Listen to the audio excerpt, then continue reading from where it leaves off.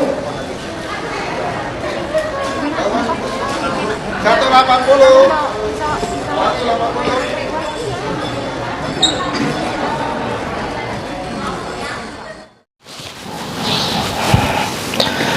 Halo guys, assalamualaikum warahmatullahi wabarakatuh. Gimana kabarnya semua teman-teman? Semoga selalu dalam keadaan baik-baik saja.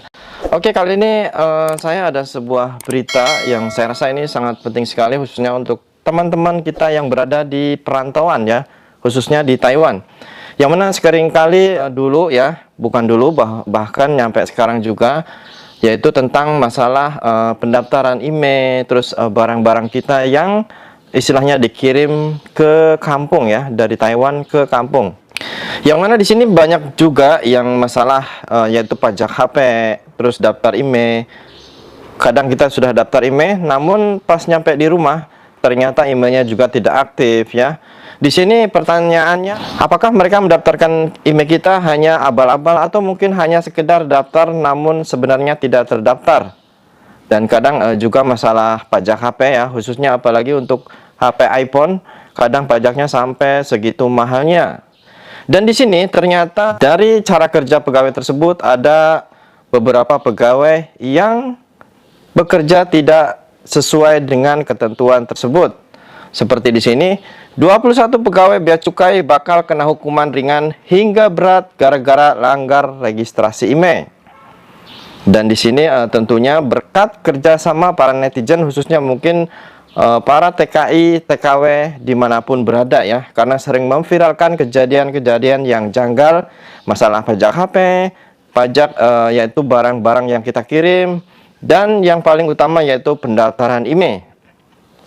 Yang mana di sini kronologinya, sebanyak 21 pegawai Direktorat Jenderal Bea Cukai DJBC, Kementerian Keuangan Kemenko direkomendasikan mendapat hukuman ringan hingga berat usai terbukti melanggar registrasi nomor seri internasional, yaitu Gawai atau International Mobile Equipment Identity atau IMEI. Hal ini disampaikan oleh Direktur Komunikasi dan Bimbingan Pengguna Jasa DCBC Kemenko, Nirwala Dwi Haryanto, yang mengatakan pihaknya menemukan pelanggaran pendaftaran IMEI usai melakukan monitoring dan evaluasi.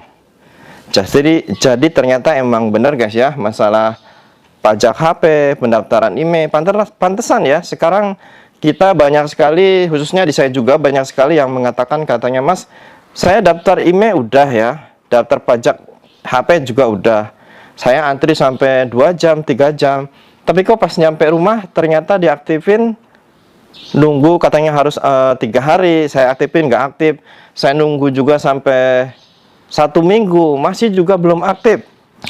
Dan di sini pertanyaan kita, sebenarnya kerja mereka di sana itu seperti apa ya? Kita sudah sampai antri, nunggu ya, daftar email, daftar pajak, nyatanya email nggak aktif. HP juga padahal sudah daftar pajak sekian-sekian, tapi nyatanya tidak bisa juga dipakai.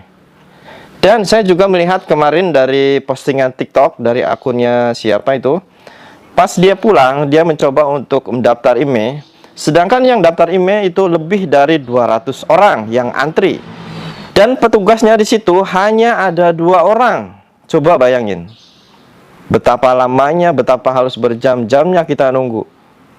Dan mungkin masalah nunggu berjam-jam itu tidak masalah untuk kita, karena kita sudah biasa susah ya. Yang disayangkan ya, sudah kita nunggu begitu lama antri, pajak HP sudah bayar, namun pas pulang masih juga tidak aktif HP-nya. Justru kadang email kita diblokir. Ada juga yang katanya HP mengirim barang HP yaitu iPhone 13 Pro Max, kata bea cukai itu harus bayar pajak hingga kalau nggak salah 13 juta. Padahal harga HP-nya juga cuma berapa ya, pajaknya masa nyampe 13 juta. Terus karena orangnya itu mungkin nggak tahu gimana, mungkin daftar apa untuk daftarkannya nanti ya.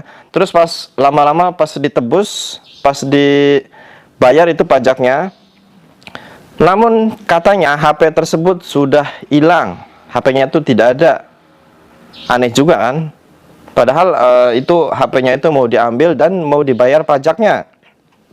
Dan dari pihak bea cukai mengatakan katanya bahwa HP itu sudah nggak ada, nggak tahu itu nggak adanya kemana. Dan setelah didaftarkan IMEI, setelah dicek ya, ternyata IMEI tersebut sudah diaktifkan. Nah, ini kira-kira siapa yang pegang HP tersebut ya? Jadi di sini kebetulan sekarang ternyata sudah terungkap ada beberapa yaitu pegawai bea cukai melanggar pekerjaannya, yaitu melanggar gara-gara langgar registrasi IMEI. Nah, di sini jadi untuk teman-teman mungkin selama ini begitu ruwetnya, begitu susahnya ya untuk daftar IMEI, terus masalah pajak HP, ternyata sekarang alhamdulillah pekerjaannya itu sudah tertangkap ya, sudah terciduk, dan semoga saja mereka semua dipecat ya. Jadi untuk teman-teman silahkan tuliskan komentar teman-teman yang mungkin pernah mengalami hal seperti ini.